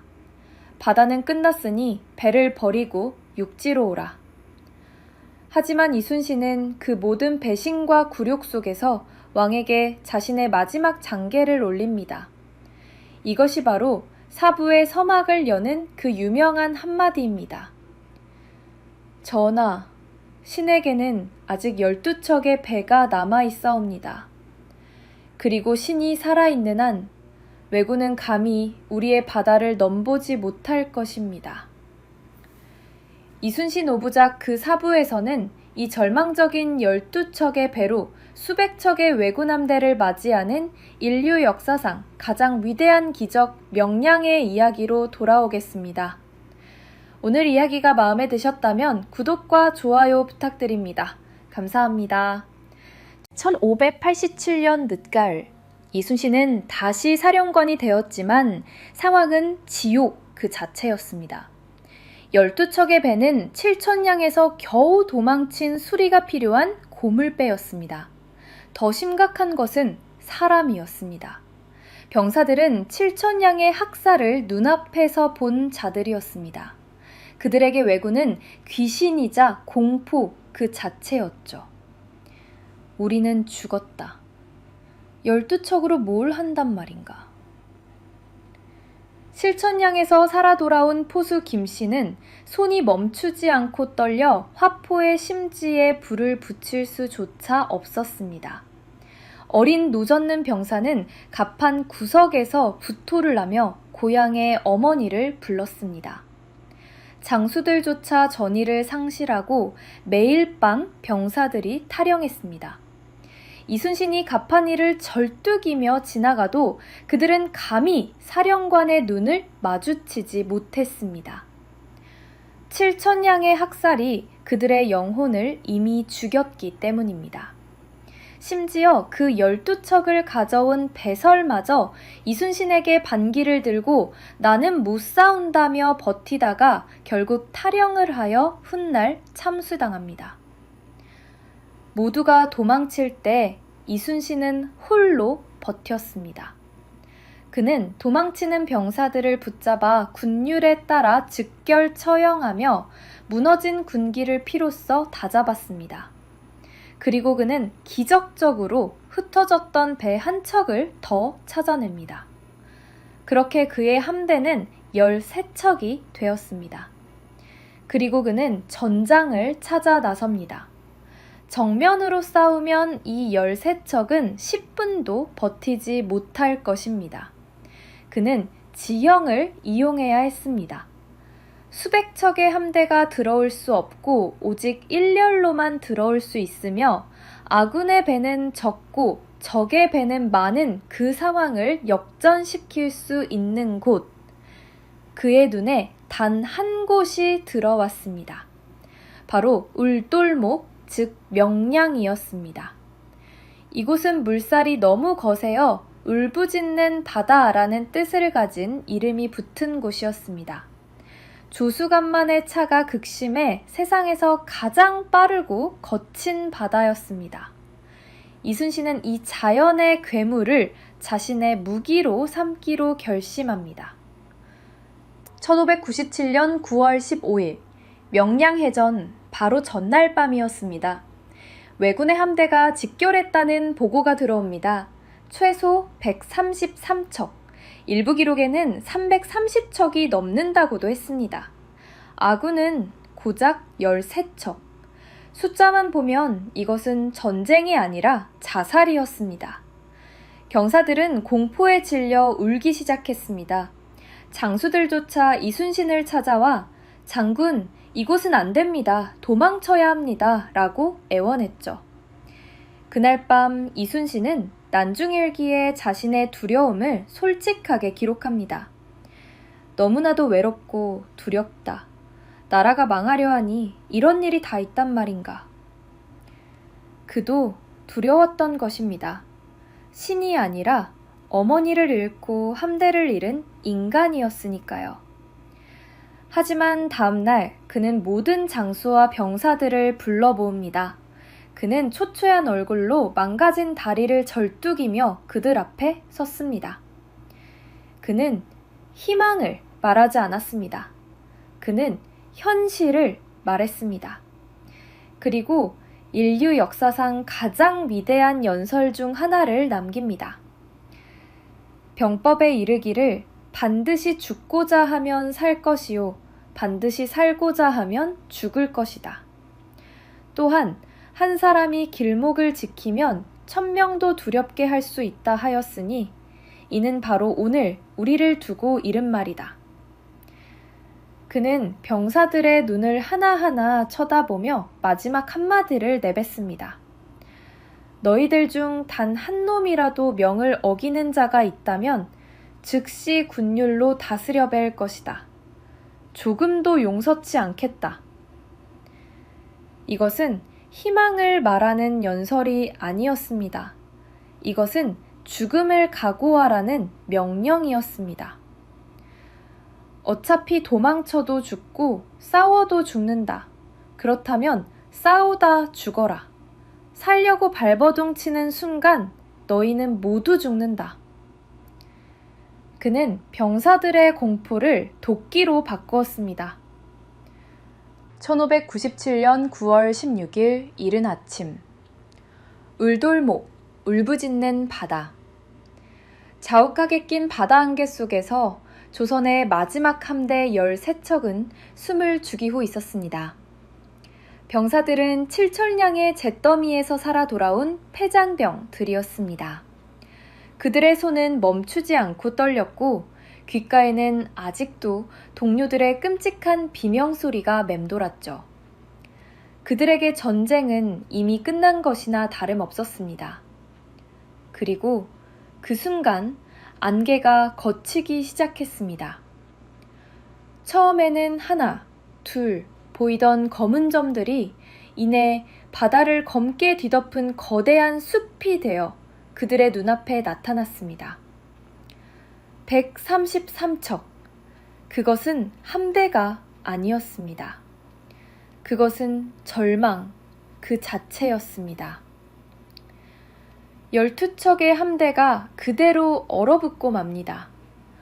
거제 현령 안위, 중군장 김응함, 이순신을 따르던 장수들조차 그 압도적인 공포 앞에서 노젓는 것을 멈추었습니다. 그들의 머릿속에는 오직 7,000냥이 떠올랐습니다. 또다시 학살이 시작된다. 우리는 죽었다. 장수수의 배는 이미 수백 보 뒤로 물러나기 시작했습니다. 도망이 시작된 것입니다. 이순신은 고문으로 망가진 몸으로 대장선 갑판 위에 섰습니다. 그는 자신의 함대, 12척의 배가 자신을 버리고 뒤로 물러서는 것을 그저 묵묵히 지켜보고 있었습니다. 출격하라! 돌격하라! 그의 북소리와 명령은 병사들의 공포를 뚫지 못했습니다. 단 한 척, 오직 이순신이 탑승한 대장선 단 한 척만이 홀로 그 133척의 함대를 향해 거친 역류를 뚫고 나아가고 있었습니다. 이것은 역사상 가장 고독하고 가장 절망적인 싸움의 시작이었습니다. 왜군들은 믿을 수 없는 광경을 목격합니다. 단 한 척? 그들은 처음에는 이것이 유인책이라고 생각했습니다. 한산도의 악몽을 겪었으니까요. 하지만 아니었습니다. 정말 단 한 척이었습니다. 저놈이 이순신이다. 이순신의 목을 베는 자에게는 천금의 상이 내릴 것이다. 왜군의 선봉대 수십 척이 마치 굶주린 하이에나 떼처럼 이순신의 대장선 하나를 향해 미친 듯이 몰려들었습니다. 순식간에 이순신의 배는 수십 척의 외선인 세키분해에 둘러싸여 그 모습을 감추었습니다.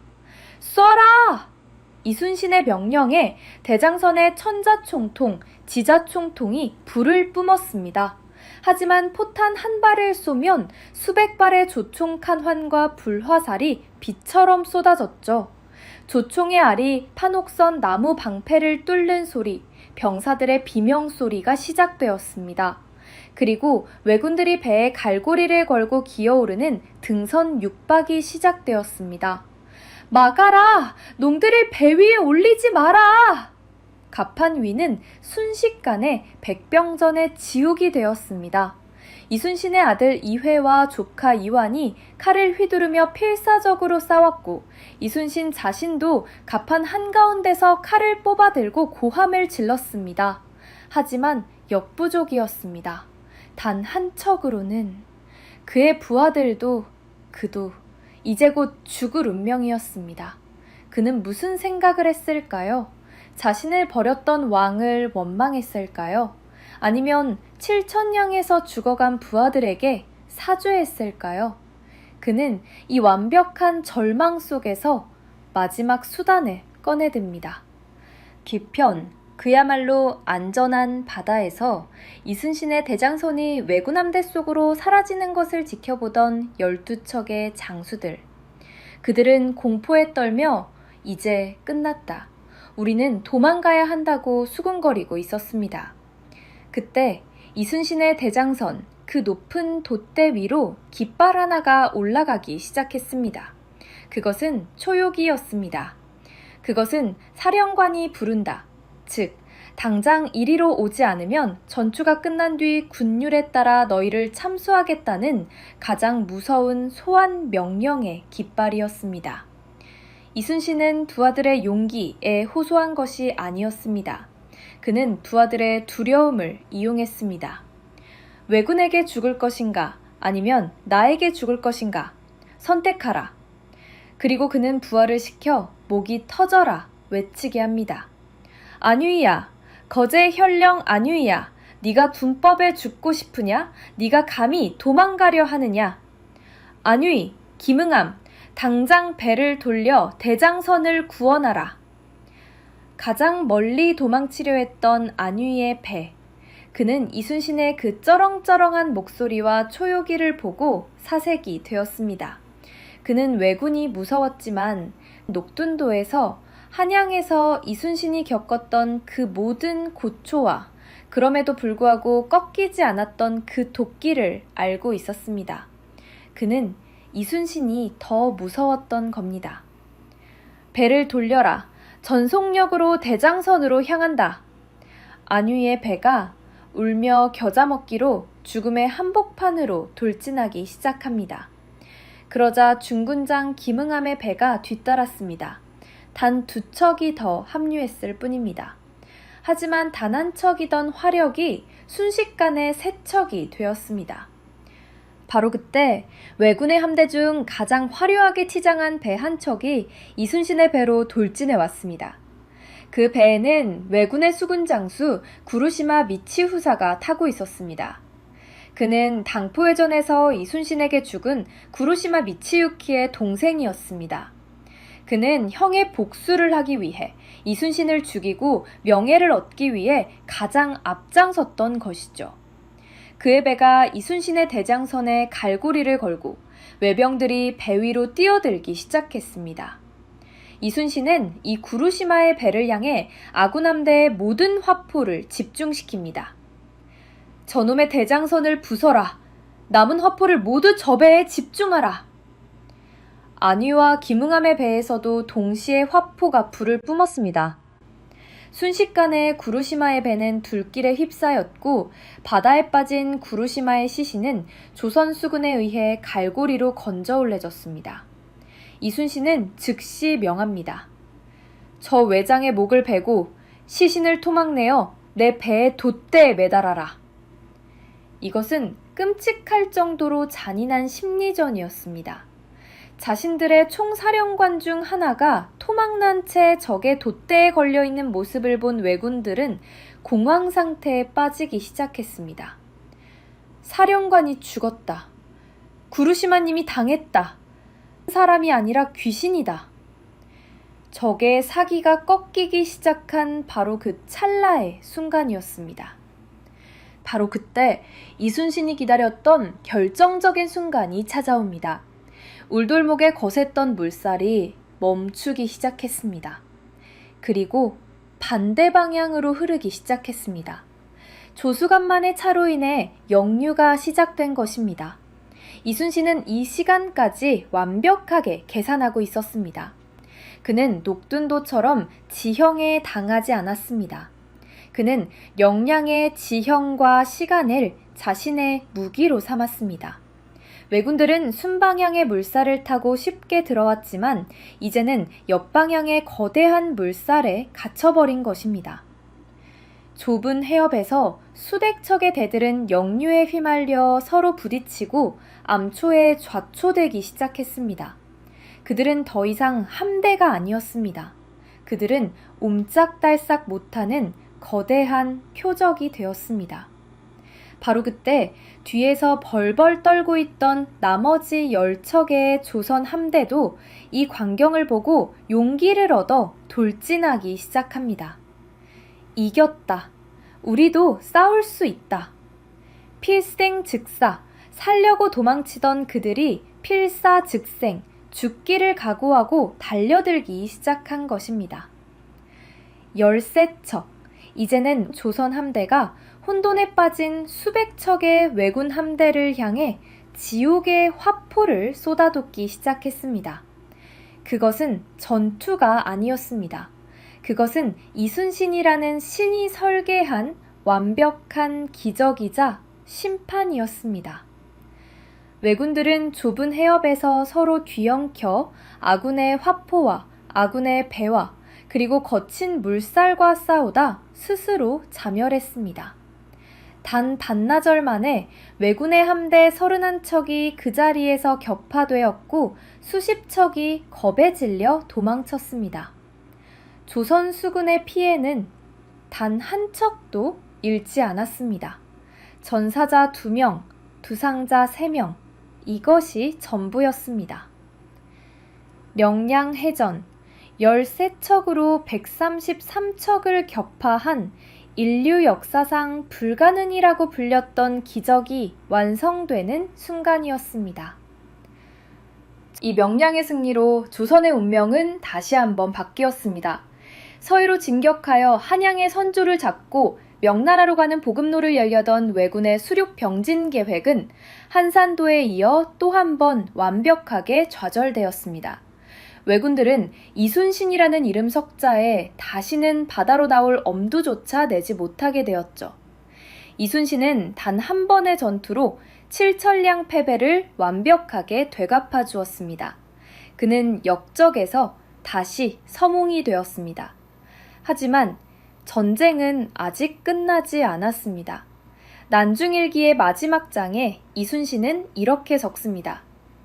바다의 맹세하니 물고기와 용이 감동하고 산의 맹세하니 초목이 알아듣는구나. 그의 승리는 처절했습니다. 그의 몸은 고문과 전투로 만신창이가 되었습니다. 그의 함대는 여전히 13척에 불과했죠. 그는 텅 빈 한산도로 돌아갈 수 없었습니다. 그는 고금도라는 작은 섬에 새로운 진을 칩니다. 그리고 그곳에서 그는 군인이 아닌 통치자로서 전쟁으로 모든 것을 잃은 피난민들을 모아 둔전을 일구고 흩어진 함대를 재건하며 마지막 전쟁을 준비해야 했습니다. 그리고 그를 죽이려 했던 왕 선조는 여전히 한양의 용상에 앉아 있었습니다. 명량은 기적이었지만 전쟁의 끝은 아니었습니다. 아직 그에게는 자신의 모든 것을 불태워야 할, 이 지옥 같은 전쟁을 끝내야 할 그의 마지막 전투가 남아 있었습니다. 그의 죽음이 예고된 바로 그 전투 말입니다. 이순신 오부작 그 마지막 오부에서는 도망치는 왜군의 마지막 길을 막아서는 장엄하고도 비극적인 최후의 전투, 나의 죽음을 알리지 마라 편으로 돌아오겠습니다. 감사합니다. 1597년 9월, 이순신은 명량이라는 기적을 일궈냈습니다. 하지만 그 기적은 말 그대로 기적일 뿐 현실은 지옥이었습니다. 그의 몸은 의금부에서 당한 끔찍한 고문과 왜군과의 사투로 인해 만신창이가 되었습니다. 그는 텅 비어버린 한산도로 돌아갈 수 없었습니다. 그곳은 7,000량의 피비린내가 진동하는 무덤이 되어버렸기 때문이죠. 그는 고금도라는 작은 섬에 조선수군의 마지막 본진을 칩니다. 이때부터 이순신은 우리가 알던 장수의 모습이 아니었습니다. 그는 국가 그 자체가 되어야 했습니다. 왕선조는 한양에 앉아 있을 뿐 남쪽의 백성들은 왜군의 학살과 굶주림에 버려져 있었습니다. 이순신은 고금도로 몰려든 수만 명의 피난민을 받아들입니다. 그는 군인이 아니라 통치자가 되었습니다. 그는 피난민들에게 나를 믿고 이곳에 모이라고 명합니다. 그리고 그들에게 군인이 아닌 생계를 주었습니다. 그는 피난민들을 모아 둔전, 즉 군대의 밭을 일구게 했습니다. 그는 백성들에게 소금을 굽게 하여 그것을 명나라 상인들에게 팔아 군량미를 사들였습니다. 군인이 경제를 일으킨 것입니다. 그리고 동시에 그는 함대를 재건하기 시작했습니다. 13척, 이것으로 전쟁을 끝낼 수는 없었죠. 그는 흩어진 장인들을 불러 모으고 피난민 중에서 배를 만들 수 있는 자들을 뽑아 고금도에서 밤낮 없이 판옥선을 찍어내기 시작합니다. 무너진 군기를 다잡고 훈련을 다시 시작했죠.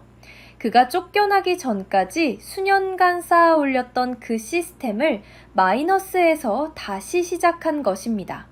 불과 1년도 되지 않아 13척의 패잔병 함대는 80여 척의 판옥선과 수백 척의 보조선, 수만 명의 대군을 거느린 철의 함대로 다시 태어납니다.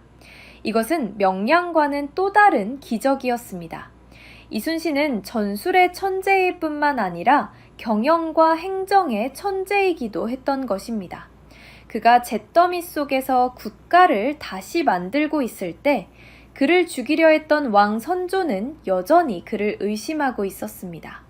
이순신의 함대가 재건되자 조선을 돕기 위해 명나라의 수군이 합류합니다. 하지만 이것은 천군만마가 아니었습니다. 오히려 지옥의 시작이었죠. 명나라의 제독 진린, 그는 극도로 오만하고 탐욕스러우며 포악한 인물이었습니다. 그는 조선의 수군을 아군이 아니라 부하로 취급했습니다. 야사에 따르면 진리는 이순신을 처음 만난 자리에서 조선의 장수들을 모조리 꿇어앉히고 자신만 옥좌에 앉아 거들먹거렸습니다. 그는 이순신에게 네가 명량에서 이겼다고? 그건 운일 뿐이다. 진짜 전쟁은 내가 한다. 라며 그를 무시했죠. 심지어 그는 조선 수군이 노획한 왜군의 전리품을 빼앗고 조선의 백성들을 약탈하기까지 했습니다. 이순신은 일생일대의 딜레마에 빠집니다. 저 오만한 동맹과 싸울 것인가? 아니면 왜군과 싸우기 위해 저 자를 받아들일 것인가? 왕에게 불복종했다가 역적이 되었던 그였습니다. 만약 그가 명나라 제독과 싸운다면 선조는 그를 외교 문제를 일으킨 대역죄인으로 몰아 또다시 죽이려 할 것이 뻔했습니다. 이순신은 참았습니다. 그는 삼도수군 통제사였지만 그는 진린의 막사로 직접 찾아가 그에게 무릎을 꿇었습니다. 그리고 한산도에서 그랬던 것처럼 자신이 잡은 왜군의 머리와 전리품을 모두 진린에게 상납합니다. 이것은 모두 대인의 공입니다. 대인이 오셨기에 우리가 이길 수 있었습니다. 진리는 처음에는 의심했습니다. 이자가 나를 조롱하는가? 하지만 이순신은 진심이었습니다. 나의 명예는 중요치 않다. 이 전쟁을 끝내는 것이 중요하다.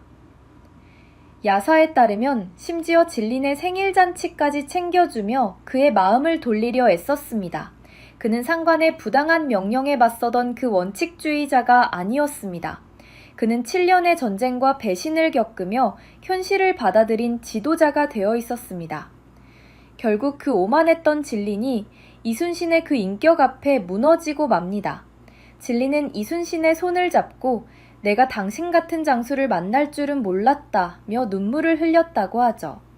그리고 이후 진리는 이순신을 이 대인이라 부르며 형님처럼 따르고 그의 명령을 듣기 시작합니다. 이순신은 전쟁을 하기 전에 외교에서 승리한 것입니다. 1598년 8월 모든 것을 시작했던 그 남자, 일본의 관백 도요토미 히데요시가 병으로 죽음을 맞이합니다. 그의 나이 62살. 내가 죽더라도 1년간은 이 사실을 숨겨라. 그리고 조선의 병사들을 무사히 철수시켜라. 폭군의 죽음과 함께 7년에 걸친 이 지옥 같은 전쟁은 사실상 끝이 났습니다. 조선에 주둔한 모든 왜군에게 퇴각 명령이 떨어졌습니다. 이 소식은 이순신에게도 전달되었습니다. 선조와 조정 대신들은 드디어 전쟁이 끝났다며 안도했습니다. 명나라 제독 진린도 이제 싸움은 끝났으니 저들을 곱게 보내주고 우리도 집으로 돌아가자고 말했죠. 실제로 순천에 고립되어 있던 왜군의 장수 고니시 유키나가는 진린에게 막대한 뇌물을 바치며 제발 우리를 살려서 보내달라고 애원했습니다. 모두가 끝이라고 말할 때 단 한 사람, 이순신은 아니 라고 말했습니다. 그는 진린에게 이렇게 말합니다. 저들은 지난 7년간 나의 백성을 학살하고 나의 나라를 불태운 원수요. 어찌 저들을 살려서 돌려보낸단 말이오. 이순신은 난중일기에 단 한 놈의 외놈도 남김없이 죽여 이 바다의 치욕을 씻겠다고 적었습니다. 이것은 단순한 분노가 아니었습니다.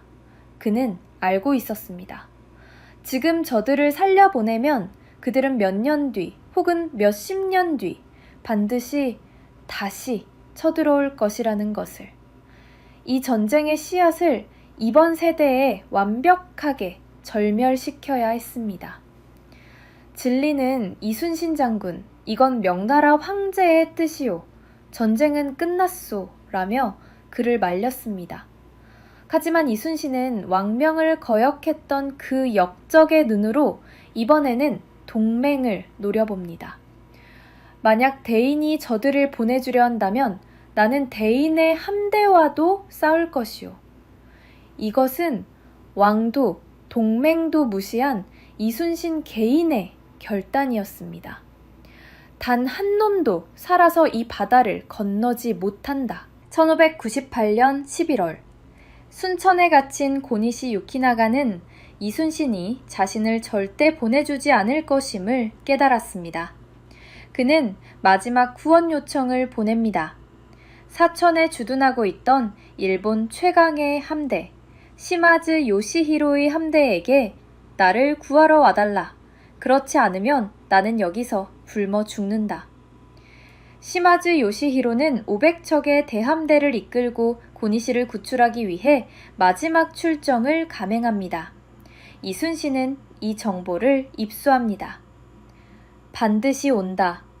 고니시를 구하기 위해 시마즈의 함대는 이 노량해협을 지날 것이다. 이것은 기회이자 마지막 전투였습니다. 이순신은 조선 함대 80여 척, 그리고 자신에게 감아든 진린의 명나라 함대 수백 척과 함께 노량해협에 조선의 운명을 건 마지막 매복을 시작합니다. 칠흑 같은 겨울밤이었습니다. 바람은 살을 애는 듯 차가웠고 바다는 죽음처럼 고요했습니다. 병사들은 숨을 죽였습니다. 이 지옥 같은 전쟁의 끝이 다가오고 있었습니다. 이순신은 갑판 위에서 자신을 버렸던 한양 쪽 하늘을 바라보며 무슨 생각을 했을까요? 그는 이 전투가 자신의 마지막이 될 것임을 어쩌면 알고 있었는지도 모릅니다. 10월 9일 새벽, 고요한 노량 앞바다로 시마즈 요시히로의 함대가 미끄러져 들어오기 시작했습니다. 그들은 조선과 명나라의 연합함대가 자신들을 기다리고 있을 줄은 꿈에도 몰랐습니다. 적의 함대가 완벽하게 킬존에 들어선 그 순간 이순신은 깃발을 올립니다. 공격하라! 수백 척의 함대에서 수천 개의 화포가 동시에 불을 뿜었습니다. 밤하늘은 대낮처럼 밝아졌고 바다는 불타는 배들의 파편과 비명소리로 뒤덮였습니다. 시마즈의 함대는 혼란에 빠졌습니다. 그들은 고니시를 구하러 온 것이지 이순신과 싸우러 온 것이 아니었습니다. 그들은 도망치려 했지만 이순신은 그들을 놓아줄 생각이 없었습니다. 단 한 놈도 살려보내지 마라. 이순신의 대장선은 명량에서 그랬던 것처럼 가장 앞에서 적진의 한복판을 향해 돌진했습니다. 그는 고문으로 망가진 몸이었습니다. 하지만 그는 이 지옥 같은 전쟁을 오늘 끝내야 한다는 것을 알았습니다. 북을 울려라! 병사들을 독려하라! 이순신은 직접 갑판 위에서 북을 잡고 미친 듯이 두드리며 병사들의 사기를 끌어올렸습니다. 둠, 둠, 둠. 그 북소리는 겁에 질린 조선 수군과 싸움을 낭설이던 명나라 수군 모두의 심장을 울렸습니다. 대장선이 앞장선다. 이순신 대인이 우리와 함께 싸운다. 연합함대는 이순신의 북소리를 따라 도망치는 왜군들을 벼랑 끝까지 몰아붙였습니다. 그의 눈은 살기로 가득 차 있었습니다. 전투는 조선의 압도적인 승리였습니다. 왜군들은 겁에 질려 도망치기 바빴죠. 날이 밝아오기 시작했습니다. 승리가 거의 확정된 그 순간 이순신은 도망치는 적을 끝까지 섬멸하기 위해 갑판의 가장 앞에서 돕전을 계속하고 있었습니다. 도망치려온 적을 쫓아라! 한 놈도 남기지 마라! 바로 그 순간이었습니다. 어디선가 날아온 도망치던 적의 마지막 총탄 하나가 날카로운 소리와 함께 이순신의 왼쪽 가슴, 갑옷으로 미처 가려지지 않은 그 겨드랑이 밑을 관통했습니다. 그가 잡고 있던 돛체가 갑판 위로 떨어졌습니다. 이순신은 그 자리에 쓰러졌습니다. 피가 쏟아져 나왔습니다. 그의 곁에는 아들 이회와 조카 이완, 그리고 그의 충직한 부하 송일입이 있었습니다. 아버지, 장군, 이완이 쓰러진 그를 부축하려 할 때 이순신은 핏물이 역류하는 목소리로 자신의 마지막 숨을 몰아쉬며 인류 역사상 가장 비극적이고 가장 위대한 유언을 남깁니다. 전방급 신물 언하사. 싸움이 아직 급하다. 내가 죽었다는 말을 절대 알리지 마라. 그는 자신의 죽음이 아군의 사기를 떨어뜨려 이 완벽한 승리를 망칠까봐 두려워했습니다. 그는 마지막 순간까지 조선을 걱정하고 있었습니다.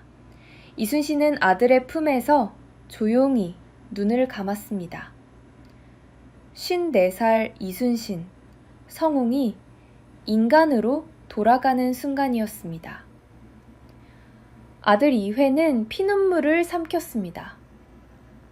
아버지, 아버지. 그가 통곡하려던 순간 조카 이완이 그의 입을 막았습니다. 울지 마라. 장돈의 마지막 명령이다. 그들은 피눈물을 삼키며 아버지의 시신을 아무도 보지 못하도록 막사 안으로 옮겼습니다. 그리고 아들 이회는 아버지의 피가 묻은 그 갑옷을 자신이 대신 입었습니다. 그는 밖으로 나와 아버지의 북을 잡았습니다. 그리고 다시 북을 치기 시작했습니다. 둥, 둥, 둥. 이순신의 북소리는 멈추지 않았습니다. 조선의 병사들은 사령관이 여전히 자신들을 독려하고 있다고 믿으며 마지막까지 싸웠습니다. 이날 노량해전에서 왜군함대 200여 척이 격파되고 수만 명이 바다에 수장되었습니다. 7년에 걸친 지옥 같은 전쟁은 그렇게 완벽한 승리로 끝이 났습니다. 오직 그 승리를 이끈 영웅의 죽음과 함께 그의 마지막 북소리는 아들이 대신 치고 있었습니다. 이순신 장군의 공식적인 사인은 전사입니다. 역사는 그가 적의 총탄에 맞아 장렬히 전사했다고 기록합니다. 하지만 야사와 역사가들은 그의 죽음에 다른 가능성을 제기합니다. 바로 자살설 혹은 죽음을 각오한 돌진, 즉 고의적 전사입니다. 이것은 터무니없는 음모론일까요? 아니면 7년간의 비극을 모두 지켜본 자들의 가장 합리적인 의심일까요? 왜일까요? 생각해 보십시오. 그는 전쟁에서는 이겼습니다. 하지만 그가 한양으로 돌아간다면 무엇이 그를 기다리고 있었을까요?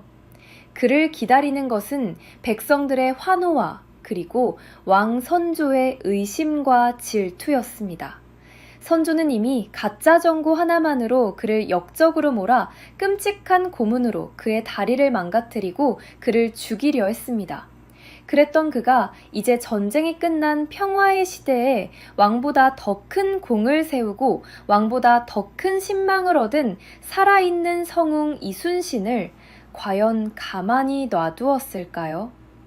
왕에게 살아있는 영웅은 죽은 영웅보다 훨씬 더 위험한 존재입니다. 이순신은 그것을 알고 있었습니다. 그는 노량에서 승리하고 돌아가도 한양의 의금부에서 역적으로 다시 고문당하다 죽을지도 모른다고 생각했을 겁니다. 그 지옥이 또다시 반복될 것이라는 것을. 그래서 그는 선택했다는 것입니다. 그는 54살에 고문으로 망가진 몸이었고 어머니를 잃었으며 이 전쟁 중에 막내 아들 이면마저 왜군의 칼에 잃었습니다. 그는 모든 것을 잃었습니다. 그에게 남은 것은 이 전쟁을 끝내는 것뿐이었습니다. 그래서 그는 그날따라 유난히 가장 앞에서 가장 위험한 곳에서 자신이 직접 북을 울리며 총탄이 빗발치는 그곳에서 자신을 희생했다는 것이죠. 역적으로 비참하게 죽는 것이 아니라 성응으로 장렬하게 전사하는 길을, 그것이 자신을 따르던 두 아들과 자신의 남은 가족을 지킬 수 있는 유일한 길이었을지도 모릅니다. 이순신의 죽음이 알려지자 그 오만했던 명나라 제독 진리는 바닥에 주저앉아 통곡했다고 합니다. 하지만 왕 선조는 이순신의 장례식이 끝나자마자 이순신의 공을 축소하기 시작했습니다. 그는 이 전쟁은 명나라 군대 덕분에 이긴 것이라며 모든 공을 진린에게 돌렸습니다. 그리고 이순신에게는 1등 공신의 자리를 주지 않았죠. 그의 질투는 영웅이 죽은 뒤에도 끝나지 않았던 것입니다. 하지만 역사는 왕이 아니라 백성이 쓰는 것입니다. 선조는 그를 지우려 했지만 백성들은 그를 신으로 모셨습니다. 그가 죄수가 되었던 순간부터 신화를 쓰고 역적으로 추락했으며 기적을 증명하고 마침내 불멸이 되기까지. 그는 단 한순간도 자신을 위해 싸우지 않았습니다. 그는 왕을 위해 싸우지도 않았습니다. 그는 오직 이름 없는 백성을 위해 싸웠습니다. 그는 신이 아니었습니다. 그는 가장 처절한 순간에 가장 완벽하게 자신의 책임을 다했던 이 땅의 가장 위대한 인간이었습니다.